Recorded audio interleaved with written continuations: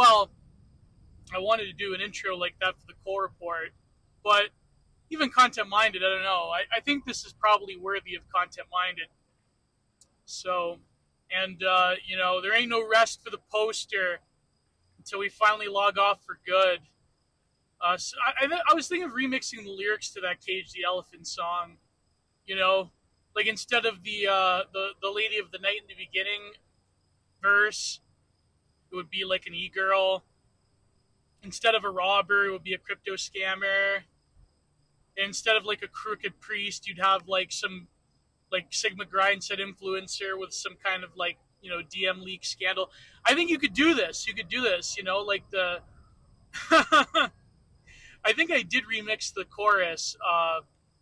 How did I reword it? He looked at me and said, "Now there ain't no rest for the poster.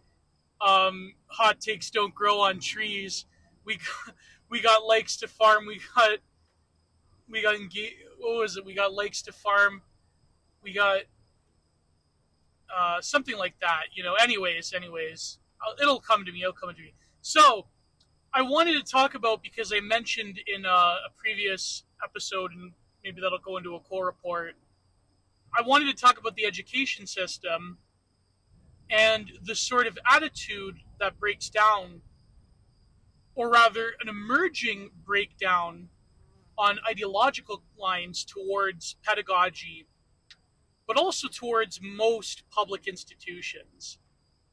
And I think that because, you can't really, even if there are things like, again, the importance of Trumpism as a virtual event, the virtuality or the potentiality in the Deleuzean sense, although academics would, their heads would explode if you mentioned Deleuze and Trump. But you could write this, Trump is a very rhizomatic figure. He really is doing a form of right-wing minoritarian politics, but then they would have all these copes about, no, actually, he's instantiating the majoritarian face of cis hetero-capitalist patriarchy, blah, blah, blah. And it's like, okay, well, whatever.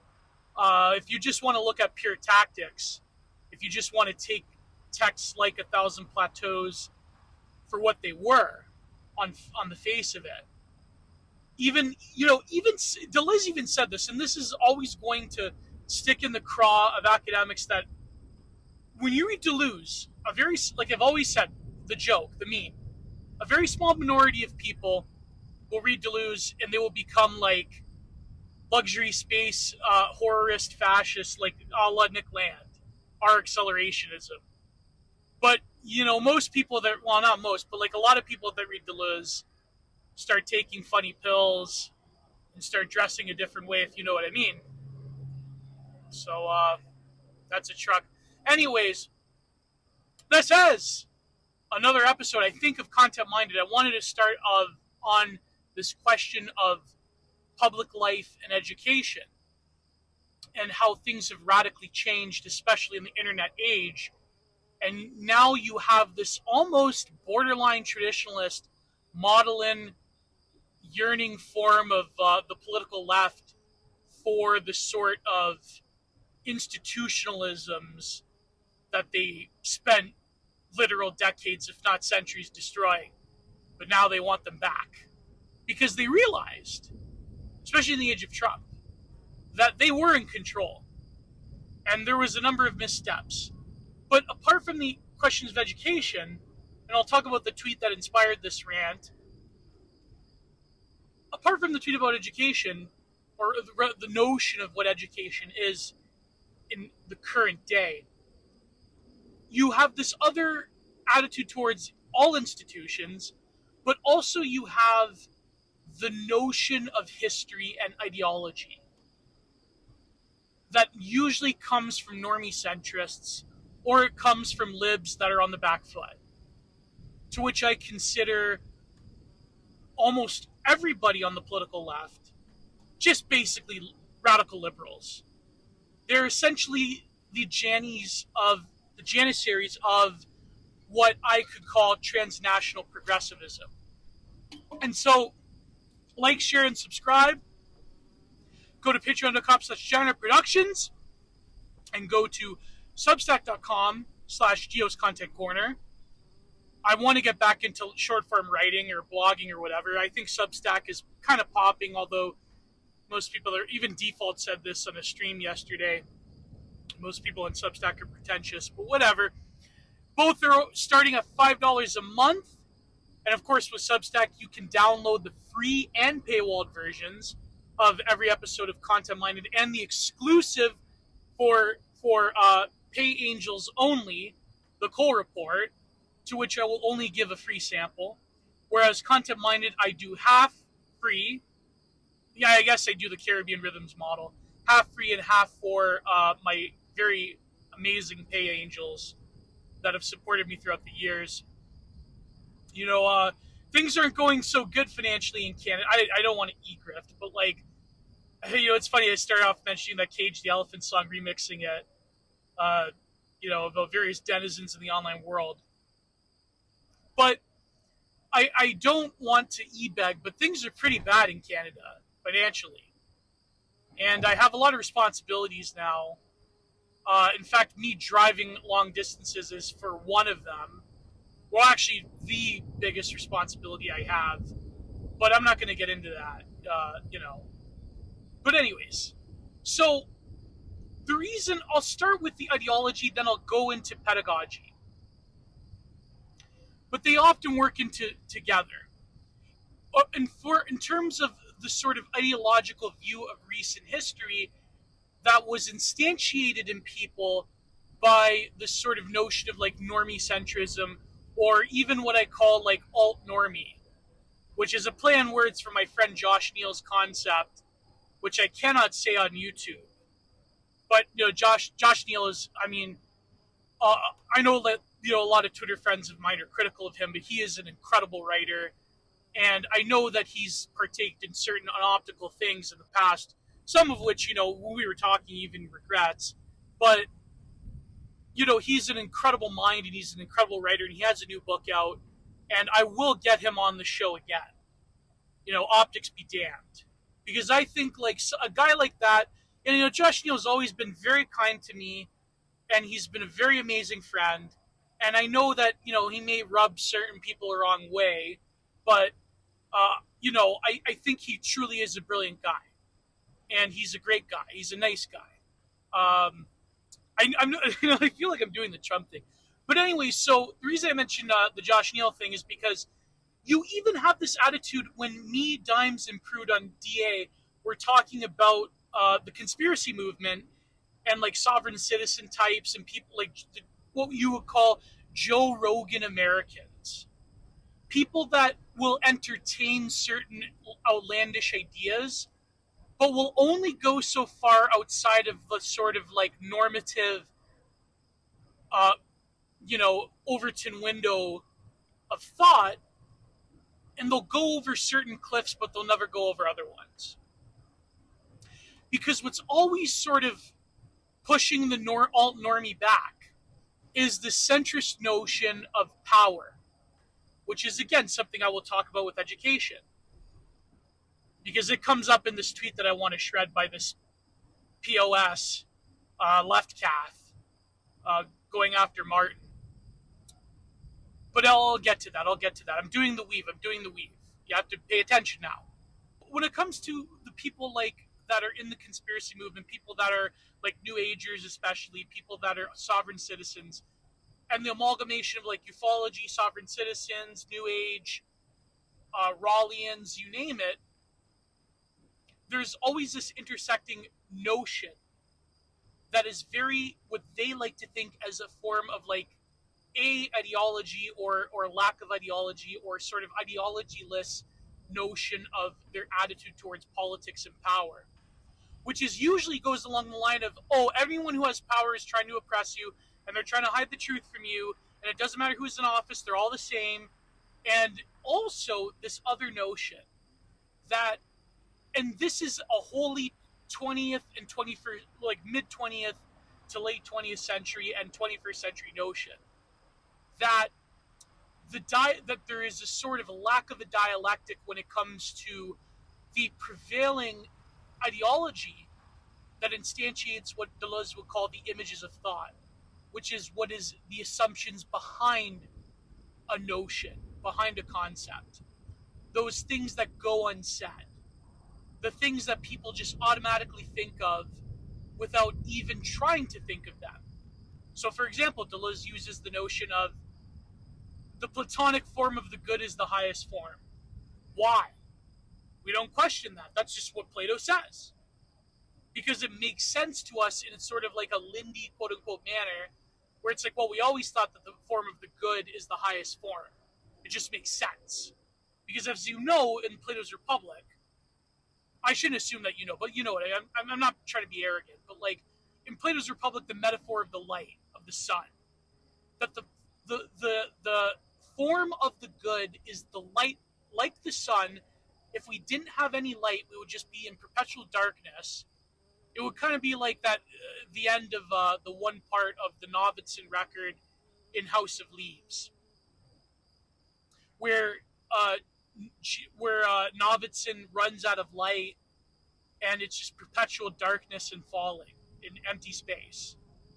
But imagine a darkness so black and so impenetrable that even your notion of light is gone from you.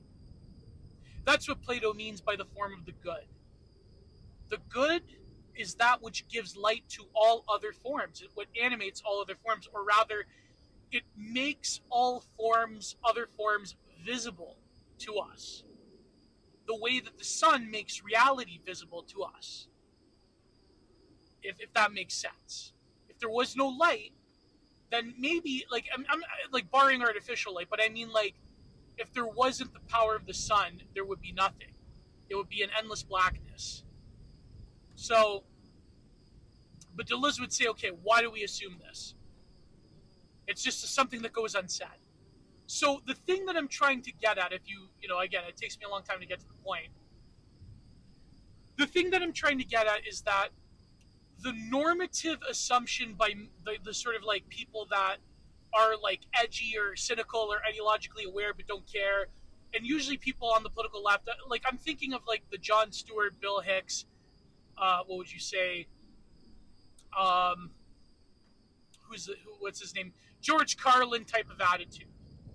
That like things are in perpetual motion, and that one decade to the next, or 1 year to the next even, the political right will go on top, but then the political left will come back, and then the culture war will go on and on forever. It'll all sort of be like a Taoist, like between heaven and earth type of thing, where there's always a balance, there's always a shifting, and there's never a sort of progression in history, which is the sort of like, you know, that's like a more of a left concept, although there is a right-wing notion of Hegelianism and dialectic.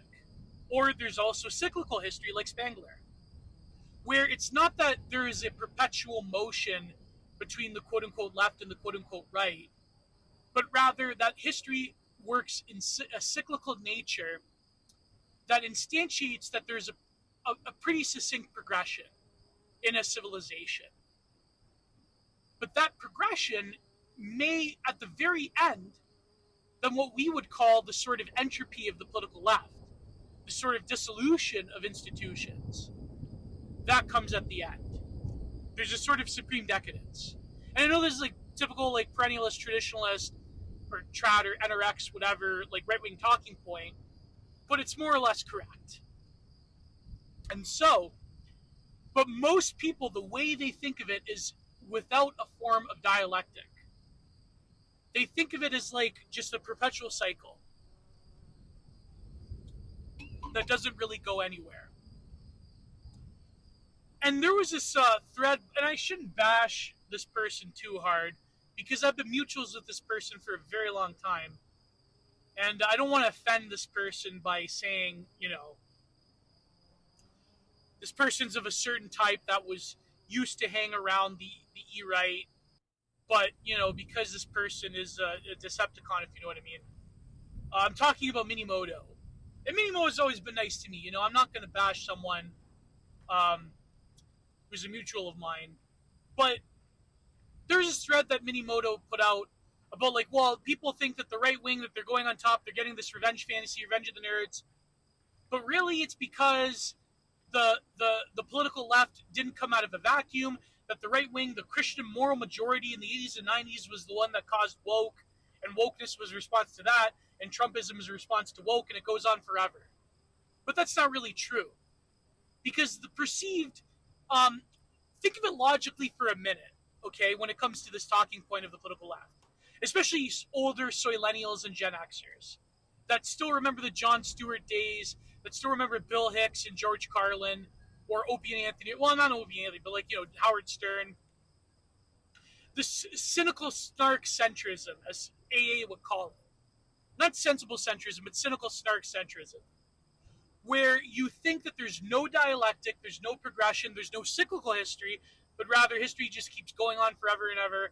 And at one point, the political left comes back, then the political right comes back, and there's nothing, and there's always the center that holds. But actually, the center cannot hold. The center never holds, especially at the end of a civilization. It's a very stupid notion these people have, but the reason that people believe in it is because it gives them a veneer of intellectualism. If I'm just cynical enough, and if I just, there's one thing I remember, it was a great line from Dilbert, the animated series, and it's so terrible that Scott Adams is such a Kohler. He's actually one of these people. One of these like alt-centrist people, alt-normie people, where it's like, he thinks like, oh, okay, race realism, I could go a little bit too far with that, but then it's like I can pull back and Trumpism is bad. It's like, he's one of these types. You know what I mean? He's like one of those like George Carlin, but his comics are more sophisticated than anything George Carlin. I mean, I shouldn't say that. George Carlin did have a few sophisticated jokes here and there. He had a good delivery and setup. You know what I mean? But he was an incredibly evil influence on the minds of the older soillennial and Gen Xer.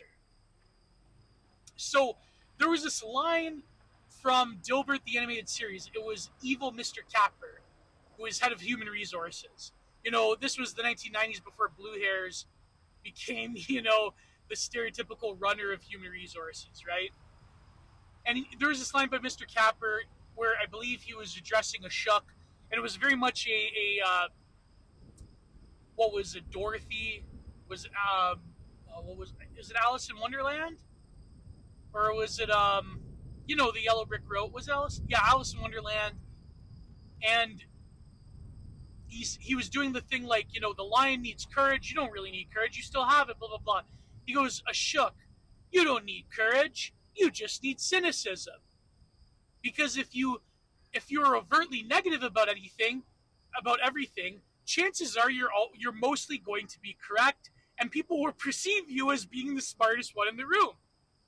Because for some reason, people have equated cynicism with intelligence. And it's just funny because it sort of works. Because if you are kind of like negative, or rather if you say, and I think the right-wing version is like the nothing happening thing, which I think is more or less correct. So I'm not immune to this sort of like cynical snark thing, because I am a terminal soillennial.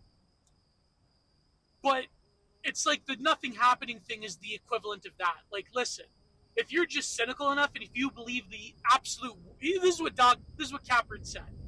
If you believe the absolute worst in everything and everyone, chances are you're most likely will be correct, and people will perceive you as intelligent. So it's true though. Like if you say that nothing happens, or rather the more normie version is that like cynicism and skepticism is equated with intelligence, it's very much like a Reddit mindset of like, I don't believe in anything, I don't believe in nothing, therefore I am intelligent, I am enlightened by my own intelligence. A.L. Lewis, the infamous Redditor poster. In this moment, I am euphoric. I am enlightened. No more silly dogmatic religion. I am enlightened by my own intelligence. Most people, unfortunately, have this attitude. And so it bleeds into their picture of history and ideology. Or rather, the way that ideology manifests in certain eras. Now, you can say, yes, it's true, that the 20s were more of a decadent and liberal time than the 30s. for example. So I think that there might be a grain of truth, but when it comes to the overall ideological maxims, what Trumpism in particular has revealed is that there's a disruption in this cycle. That a lot of people are actually fed up with it, and that actually the prevailing normative ideology of the past few decades, if not longer, has, or at least since the post-war era, has been transnational progressivism. And so to say, and so this is what I mean, what I said a few minutes back, is that you have to like consciously examine this for a minute. Okay? If the religious right, the moral majority, social conservatism had this immense amount of omnipotence politically in the 80s and 90s, then why isn't that Reagan just banned abortion? Why was it that Clinton adopted some economic policies of Reagan, but the consensus was more or less intact when it came to a lot of social issues?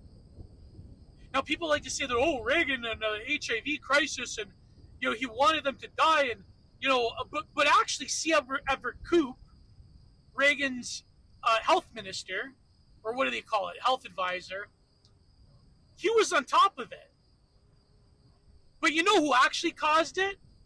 You know who actually made those gay people suffer longer than they should have? Or made them expire quicker?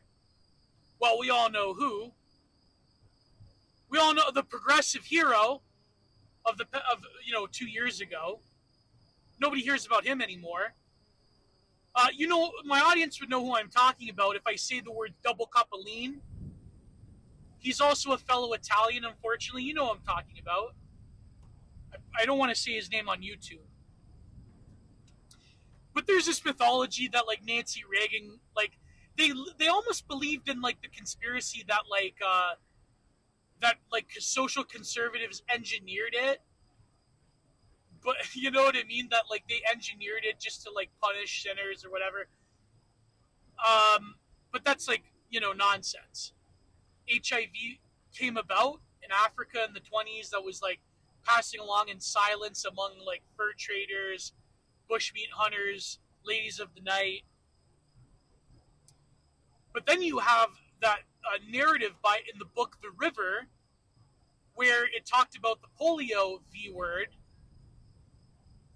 by Jan Kabrowski, because he had license by the Dutch government in the Congo, because the Congo had a very well-regimented healthcare system, and so it was very easy to test anything on these populations, right? So the story of this book, The River, was that they didn't account for the cultivation of this experimental V word in various brain, stem, and like monkey tissue.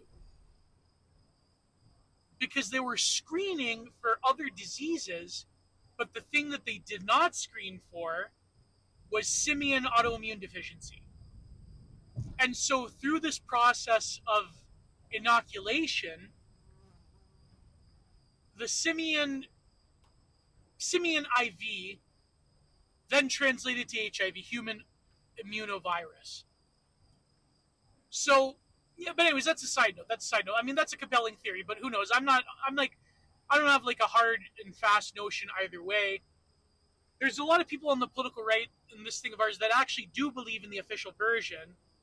I think that, like, AIDS denialism,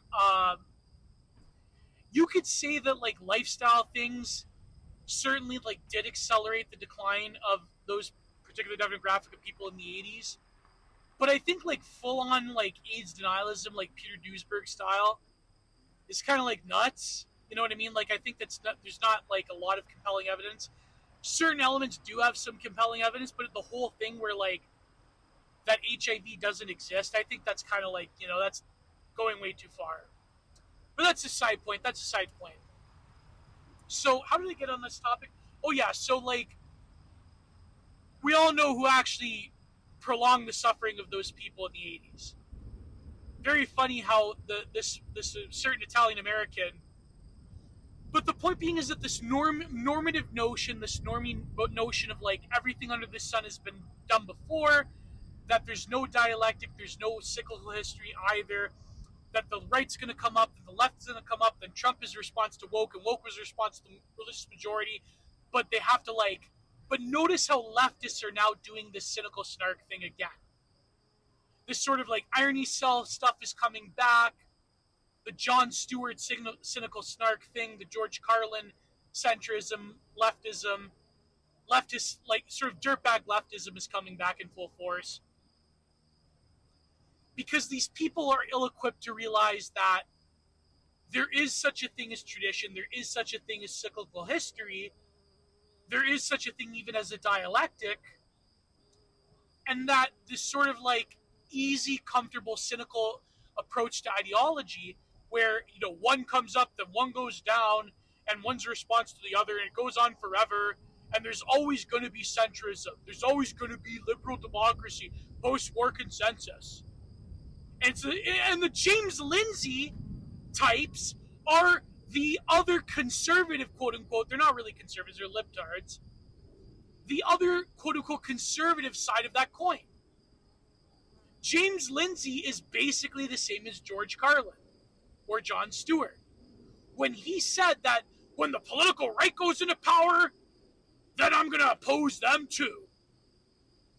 Because these people, they all, from the left and the conservatives, they all, and all of these people that think that they're apolitical, like in the conspiracy movement, in the New Age movement, all of that, they all have this reductive notion of power. That power is always counterfeit, power is never earned, power is never in the hands of anyone who has a legitimate authority. In fact, there's no such thing as legitimate authority. To them, power is only power over, as Foucault would say. And I will talk about Michel Foucault.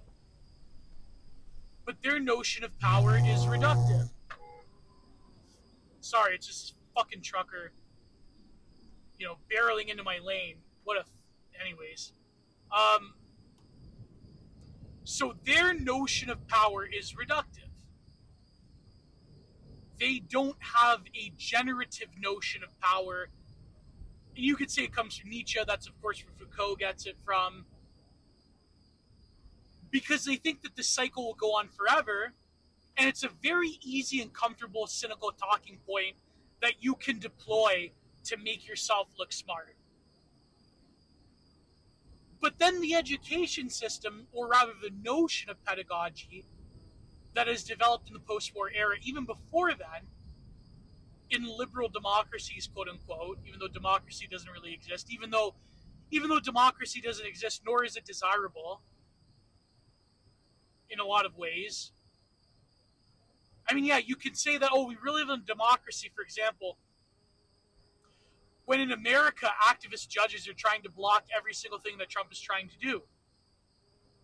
In other words, the consensus, the forced consensus, whether you want to call it the cathedral, whether you want to call it other colorful things, the sort of what I call the transnational progressive consensus that relies on discourses of power knowledge, that should be maintained. That anyone trying to shake up the system, anyone trying to carve a different path, rightfully or wrongfully, but notice how it's always against the political right. It's never against the left, never against the excesses of the left. It's always because it's the right wing against everyone else. Like the election in Germany, like I was ranting about. Conservatives will align with literal satanic communists if it means that the right wing is going to get into power. So this is the problem. And a lot of conservatives, a lot of so-called conservative influencers like James Lindsay, they have this exact same notion. That anyone who gets power ideologically, oh no, can't stray from the center. Because when you do, it's not going to work, because then the left will come back, then the right will come back and have to oppose both. That's not nuance. That's being a fence-sitting coward. That's being someone who is working... Actually, James Lindsay doesn't work against his interests. He works against your interests. Because for however much he critiques communism and the woke, very badly, by the way, because his notions are confused, his concepts are confused, these IDW types, they're not critiquing it from the right angle.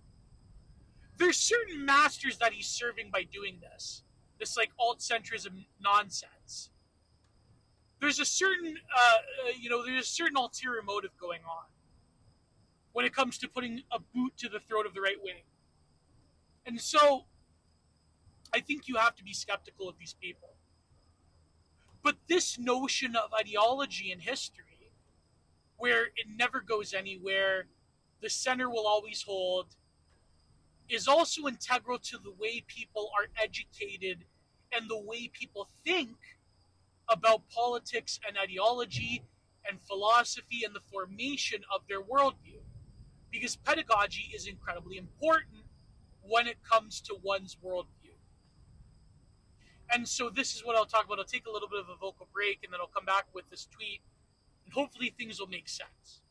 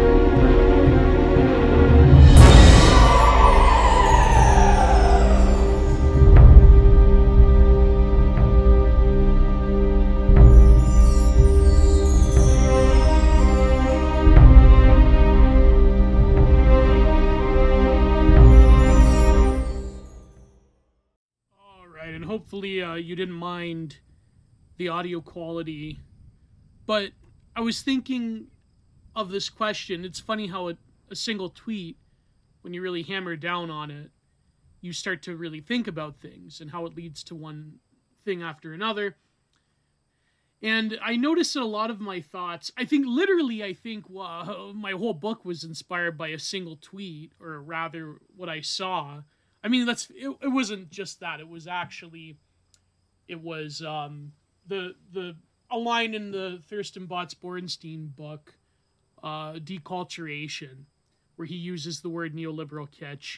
So I'm not like totally the inventor. I guess, well, I mean, what can you say? I elaborated on it, but, his book's a really foundational text in my understanding. And maybe one day I'll review it. One of my dream podcast guests is him. So, but anyways, I found this tweet about education, and it really led to a lot of thinking I've had lately. And I promise you that there will be more philosophic heft with this rather than just the nature of pedagogy. Because it is true. I mean, even the ancient Greeks knew this. I mean, hell, the ancient Hindus knew this. The sort of education of man is really important, or it's really integral to not just what you know, but how, I know it's sounds so cliche, but how the process of epistemic discovery even takes place, how it can even begin.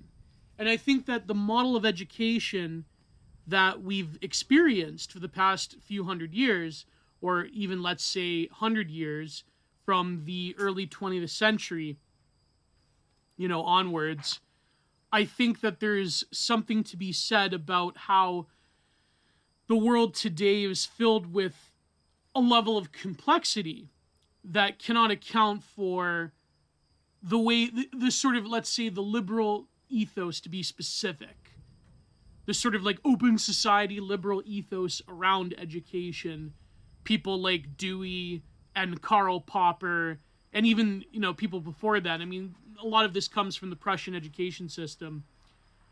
But the sort of notion of a standardized education becomes complicated in the modern world, in the digital age, in the age of liquid or hypermodernity. because you have very specific types of people and thinking around this. So what I mean is like, very specific phenotypes that are being created in real time in a weird way. So before we go on, please like, share, and subscribe. Helps me in the algorithm. And go to patreon.com/ShireProductions to get all your content. And if you are a member, please DM me about going into the Discord. I know that some people have asked me, but just ask me because I can't really, I should. I'll send out a mass email, but I have some business to sort out with the gallery and with the book, and so it's kind of like, it's kind of hard to, be on top of everything. But anyways, let's move on to what really started this process of thinking about the nature of education, but also in terms of politics and ideology, right? Sniff, huff, whatever, Zizek, So what really sparked this was this tweet. I saw someone was quote tweeting Martin, or rather screen capping Martin. It was some hideous left cath. And it really cemented to me what I think is a very interesting, but at the same time kind of disturbing trend. Well, depending on your perspective, obviously. As like a theory cell, I think it's not very good. But if you were someone who does have more of, let's say, a conservative orthodox opinion on Marx's, on like, the Frankfurt School or critical theory or whatever, if you're like a James Lindsayite, then you're like, oh, this is good because now they're revealing their true colors. I shouldn't, there's a lot of people who aren't James Lindsayeites, that aren't like, centrist idiots that do have very, critical standard, almost like not borderline, but almost like conspiratorial, take on the Frankfurt School and the New Left. But I think that you can mine jemmies out of the coal. And to me, I'll read you the tweet, but to me it signifies what I would say is a post-critical theory, post-New Left, or rather post-Foucauldian version of the contemporary left wing around the globe. Now, maybe some, theory cell professors in Brazil didn't get the memo yet, but they will. They will. And a lot of this is because of embittered older millennials that got burned through trying to be theory cells or trying to be like lit F slurs or whatever, or, they were all Bernie bros and they got burned. Like those type of irony leftist aging millennials who are pushing 40, pushing late 30s, early 40s, sometimes late 40s.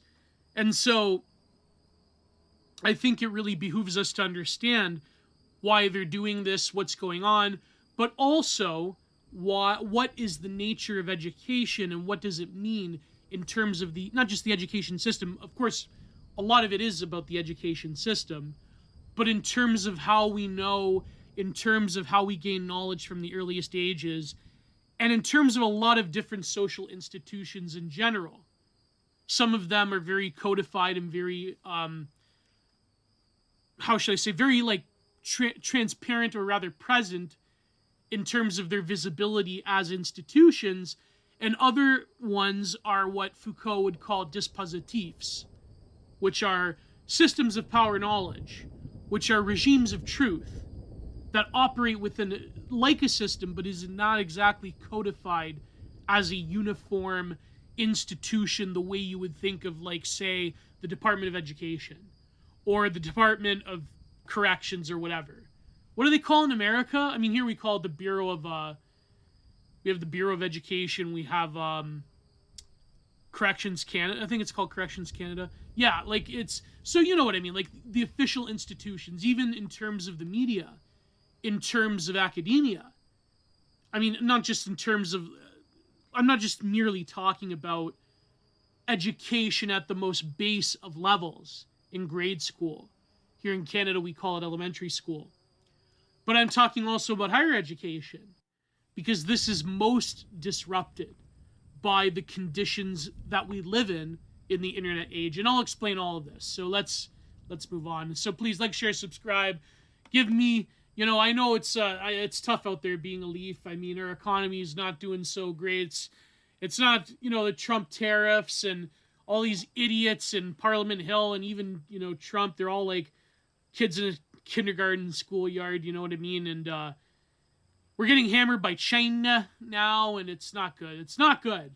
It's not great being a Leaf. Okay. And when these people, when they vote for Mark Carney again, they vote for the Liberals again. I mean, they vote for the Liberals again. When they vote in Mark Carney, it's going to be Gio over. So, yeah, that's really. I mean, I know I'm e-begging right now, but anyways, let's move on. I'm not going to embarrass myself anymore. But please, it would be nice. It would be nice. But anyways, now this is a complicated issue because there are many debates within, for example, Foucault studies. There was that book I remember came out by, it was two authors, but the one author I remember, his name was Zamora. And he recently came out with a book about Foucault doing a certain entheogens in the California desert when he went to San Francisco. I believe it was right after he debated Noam Chomsky, to which I would say Foucault, in a lot of ways, well, he won that debate, but there's no winners in any debates. Let's be real with each other. But in a way, that debate preempted, I think, the split between, what would you say, the modern manifestations of transnational progressivism, of what the left wing is nowadays, and it's it's funny as how a lot of people, they say, well, Foucault inspired all of these gender goblins and the universities and so forth. Noam Chomsky was really the one that inspired a lot of these irony leftists. And it's very funny how that debate, the parameters of that debate in terms of what should be done about the apparatuses of power, essentially preempts the debates that are going on nowadays in the political left. And in a way, in the long run, Noam Chomsky won because you have this forward-facing globalism that presents itself as liberal democracy, but also it's sort of like neoconservatism done from the left. I mean, wow, that's kind of redundant, but you know what I mean. And that these institutions should take on an imperial form, and to critique them on the basis of a sort of existential ontology, or on the basis of a sort of, how should you say it, the sort of sociological critiques of how power is created, made, and diffused throughout institutions via discourses and so forth. That is something that I'm seeing now was a product, reached sort of a crescendo in the 2010s, but now you have this, I think maybe especially because of the war in Ukraine, ironically enough. I mean, it's one of the things. I mean, Clownvid was another one, where it sort of shaped the consciousness of the global left to just embracing that sort of we're sort of kind of going to abandon this weird mix of anti-colonial I mean, there still is a little bit of that, especially with the Palestine thing, but we're going to abandon by and large our sort of nostalgia for anti-globalization, third worldism, combined with, what would you say, critical theory leftist sociology that critiques these institutions, when actually we could just come out and admit and say that, we control these institutions, and the reason that it's good is because we have to fight global fascism or whatever. And it's very interesting how when Chomsky is presented this question of power, he says, well, it's neutral, and it's your critique. It's very funny how he was almost shilling for the global American empire, even though he was a hideous, even though he was a hideous criticizer, and to the point of stretching certain things, and only presenting one picture of American power in the third world and elsewhere, when he's totally ignoring other factoids about, for example, intelligence agencies funding left-wing groups and so forth. But it's very funny how he comes off very flat-footed on the question of power itself. And people that are of that vein, of the sort of like liberal democratic vein, people like Charles Taylor, as much as I like Charles Taylor, my friend Apex really likes Charles Taylor. But I remember, because, I was a political theory student in grad school here in Canada, we of course had to read his essay, his famed or infamous essay on Michel Foucault. And he's saying like, oh, like, how can you escape power? And this is like, has dire implications for liberal democracy. And I know I'm like totally butchering and strawmanning his argument, but in essence, his critique of Foucault was, how do we escape power? It's like, well, that's not the point.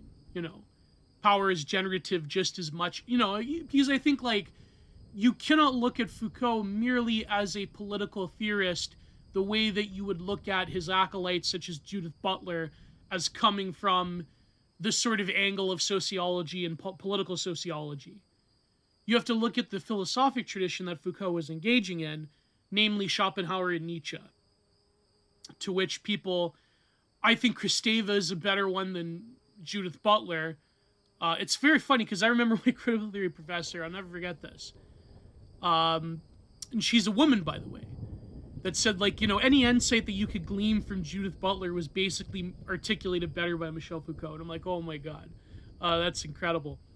But I think that debate, you should go and watch it, because it's like basically like an irony cell who was kind of like a radical, but really is just a crypto dem, versus someone who never left that sort of like idealism, or rather a hardline critique of these institutions. But what's very interesting is that the sort of institutional critique that you would find in critical theory, barring people like, the Barry Weiss centrist containment zone or James Lindsay, what you have is the right wing engaging in a lot of similar things. And certain people have said to me, like, and not to toot my own horn, but they're like, oh, I never thought about this before, you came along, you started writing about Michel Foucault in that one essay, Beholding a New Pale Horse, which, by the way, was an essay that I wrote for that sociology, that critical theory professor I had. But that's, in the past. So I think, like, and there are people that came before me, even people that I don't particularly like, such as the Hairdo, that were talking about this stuff. And even people that I vehemently disagree with nowadays, like people that are, writing or running countercurrents, they were also, you got to give people their due, right? They were talking about this stuff. I mean, even Jonathan Bowden, who, a thinker I greatly admire, was also someone who was more amiable to critical theory. But so I'll contrast Michel Foucault versus, let's say, John Dewey and Karl Popper. I'm going to get to that, even if it's in the paywalled version. Ha, hint, hint, hint, hint, hint, hint, Wink, wink, wink, the real good stuff you got. Oh, man, I can't be a grifter. But also there's this other very disturbing thing I came across about MKUltra, GDF. He had a video on it, but my good friend who I did a online seminar on during ClownVid, I did an online seminar with, or he was a participant as well.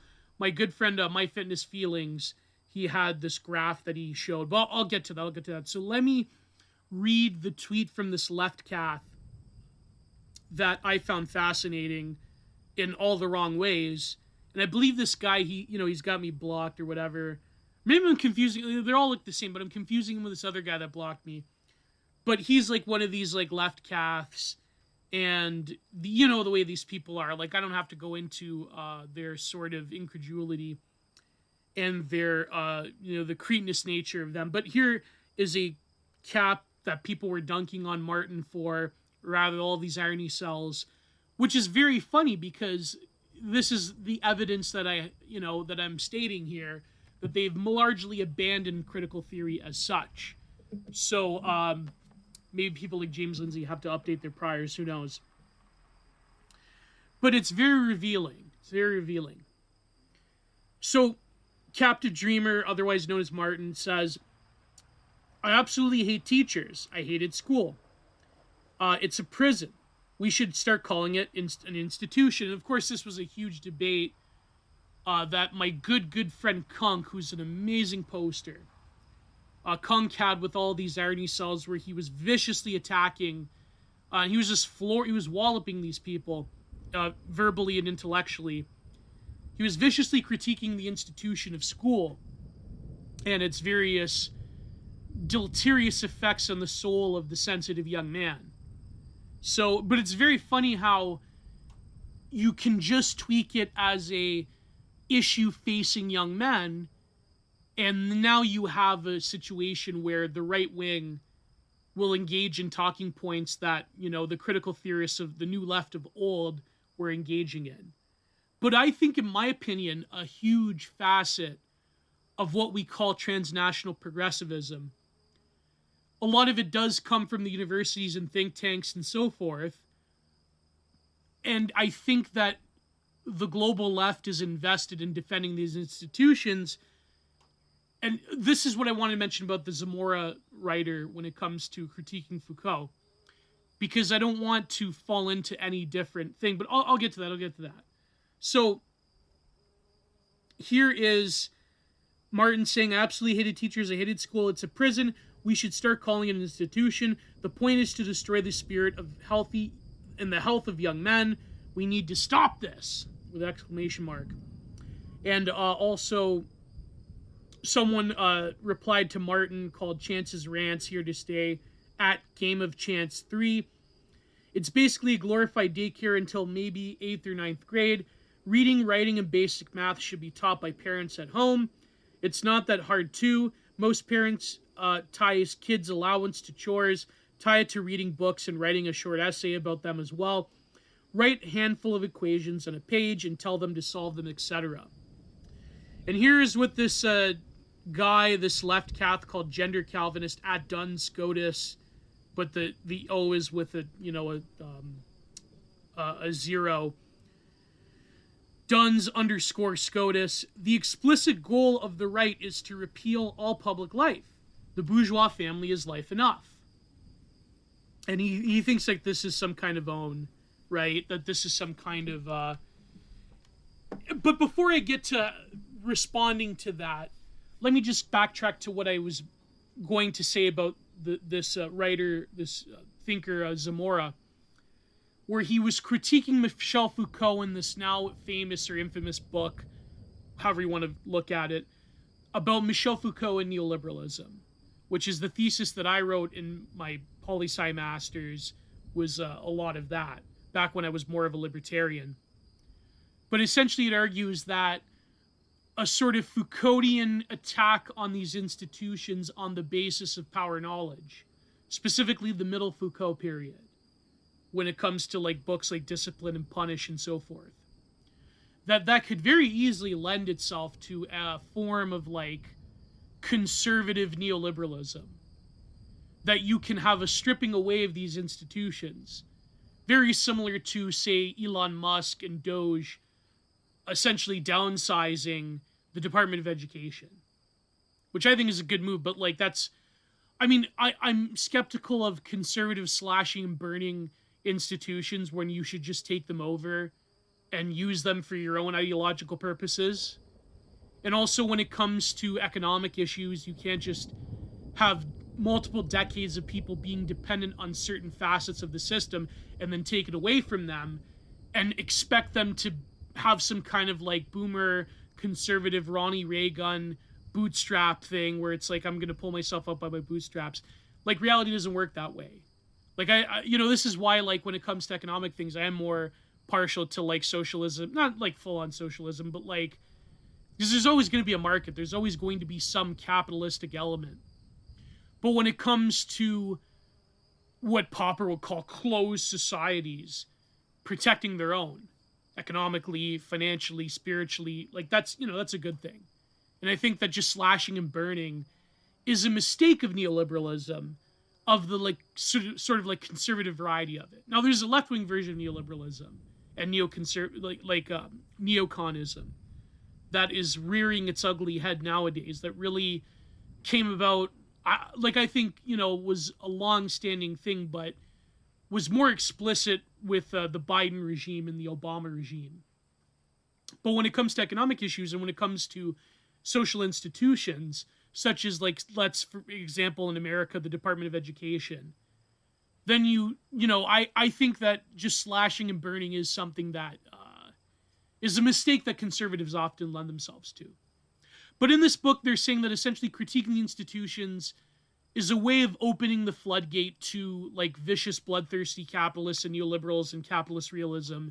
And a good example that he uses in the book is to take the very, like, legitimate, horrific nature of a lot of these institutions when it came to mental health.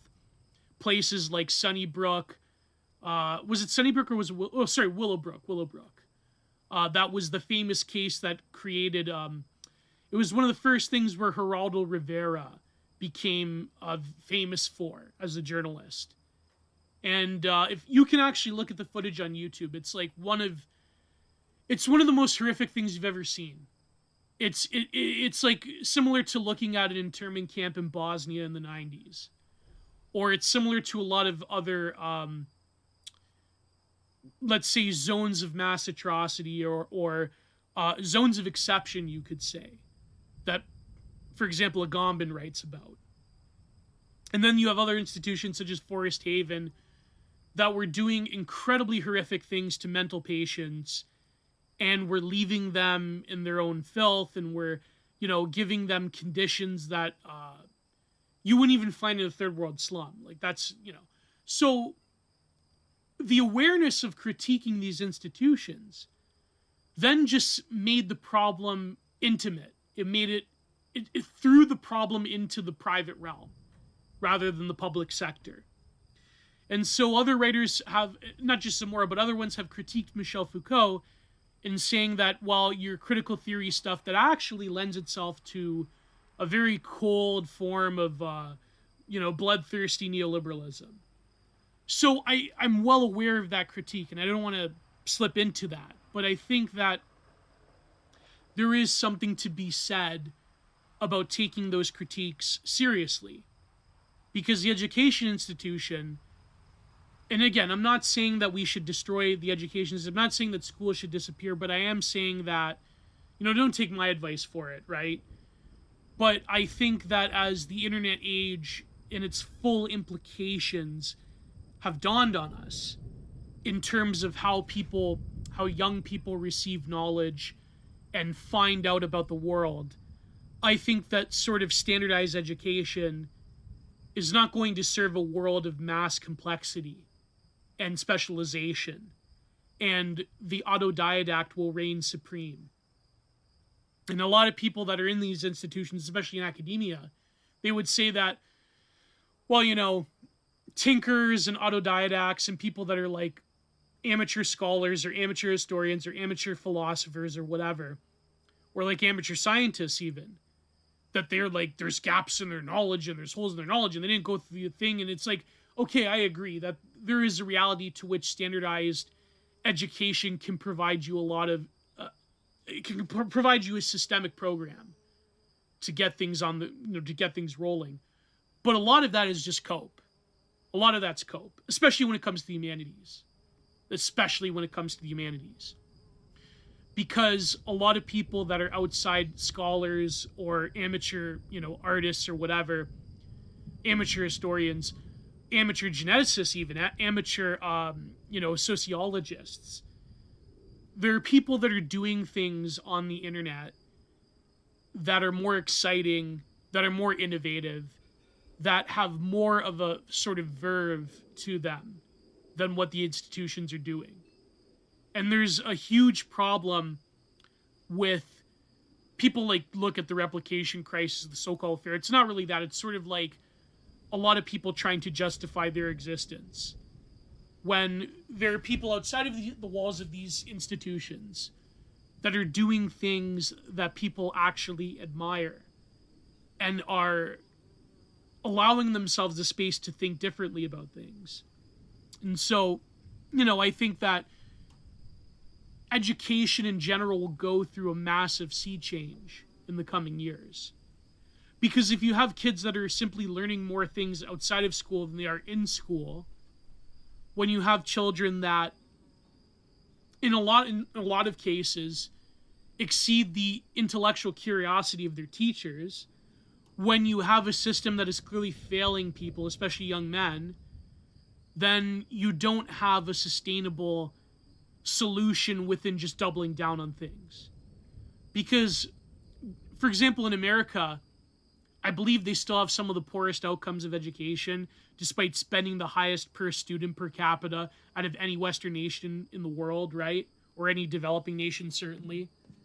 So, same with healthcare. I mean, so things don't exactly work. And it's not like, people think like Canadian education was superior. And at one point it was, but nowadays it's like, well, it's not all it's cracked up to be.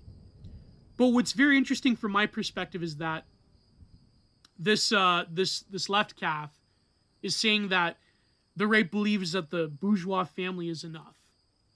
But I do think that in the future, either through economic destitution or through institutions simply not being capable of handling the complexities of life and what children are actually going to grow up in the internet age, I think that family structures, kin groups, even extended families, those things will become more important. But when they say, oh, the bourgeois family is enough, like, of course, what they're critiquing is they're critiquing, like, this sort of Ronald Reagan, neoliberal, leave it to beaverism, trad, like fake trad, conservative Fox News stuff. That's what they have in their minds. But if you actually, like, look at it, right, there are people that are doing, like, purposeful communities, and there's people that are doing things outside of the norm. Like, there was even, like, and there's a lot of problems with it, because it does attract, like, especially, like, certain fundamentalist religious groups, it does attract a certain type of people, and there's a lot of problems, right? But, there's always been, like, the Catholic back to the land thing.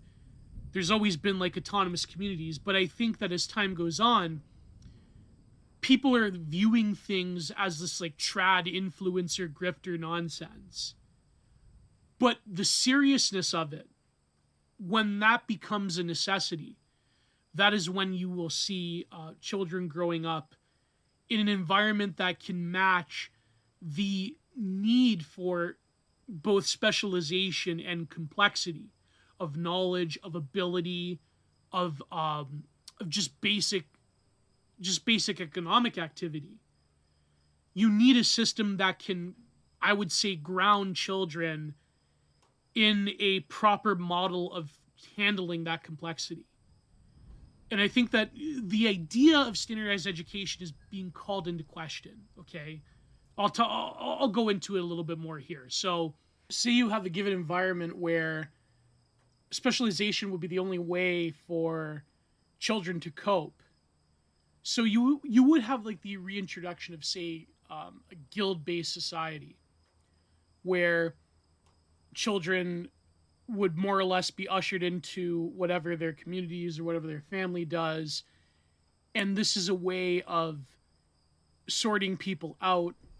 But if you did have sort of a special talent when it came to various academic pursuits, and there's sort of like a free range, free-wheeling sort of thing. So in essence, like, some of my previous, like, hippie new age libertarianism is not, like, completely dead, but I think that there's, like, people that do, like, the unschooling thing. There's people that are doing, like, alternative educations or alternative education models. And I think, like, the proliferation of, like, whatever can work, it's not just that I prefer that in terms of parents and even children having choosing what their educational model would be based on their attributes. I think that that's going to be a necessity, whether we like it or not. And I think in the future, the standardized education system is going to lag behind to such a severe point. I mean, don't quote me on it. I'm not like to quote Junior Soprano, what am I, a Swami? I don't know in the future, but I think, like, given certain trends that are taking place right now, that you're going to have an environment where people will take on a sort of, like, nepotistic guild system. And people that are really smart, people that are autodidacts, people that are academically inclined, that pool of academics that pool of like the humanities, for instance, will grow shorter the way it needs to, because it doesn't make sense. Both extremes don't make sense. The current extreme of like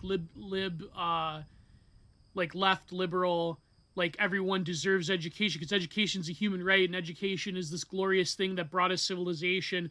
Oh, by the way, it's not really the civilization that say Spangler or whoever or Tomby talked about. It's more of like what we say is the open society and education lifts all boats, and it's like that's a fantasy. That's not true, because you're dealing with so many hurdles in terms of on the ground. For example, like exporting Western style education into various other, for example, sub-Saharan African countries or even like Asian countries. It doesn't matter. You're dealing with the problem of integration.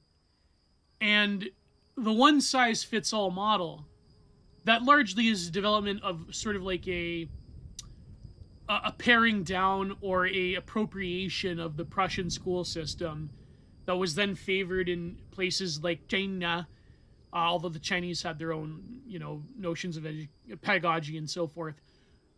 That notion of like universal education as a democratic project, that has obviously failed in a lot of ways.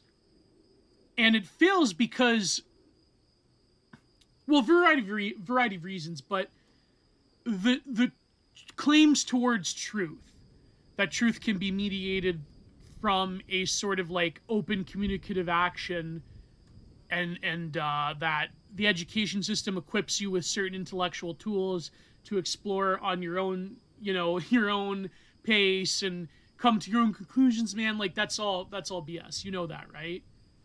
Because you essentially have in academia, especially, you have whole apparatuses of education. You have whole departments that are designed to contort truth or to get rid of certain hate facts or downplay certain things or bar or just whole cloth ban certain ideas from their ivory tower. And that is a form of power knowledge. Even just putting something on the mantle of this is truth, this is unquestionable. You know what I mean? Like that in itself is a problem. So I'm attacking both the content of the way education has developed, especially in the Western world, but also the form or the sociological aspect of it. But I'll get to that a bit later. In terms of the content, this is the problem. This is when you standardize things and you have this like high noble pursuit of whatever abstraction you want to put in front of it, democracy or human rights or whatever. When you deal with real human raw individuality or the individuation of cultures and peoples and races and religions, then it comes up to a very problematic endeavor, or an endeavor that's very fraught with a lot of problems. Because the sort of like Prussian model of education, it's very good for like, say, Anglos, Germanics, maybe like, Western Europeans. But you export that to the rest of the world, I mean, you get what I mean, the problem with things. And that's just the 20th century problem. Thank you for listening to the Content Minded podcast. There are interesting guests, amazing ideas, solo streams, and discussions on a diverse array of topics from art, philosophy, history, and more. The free version will be available both here on YouTube and as a downloadable link on Anchor and Spotify, as well as on Substack.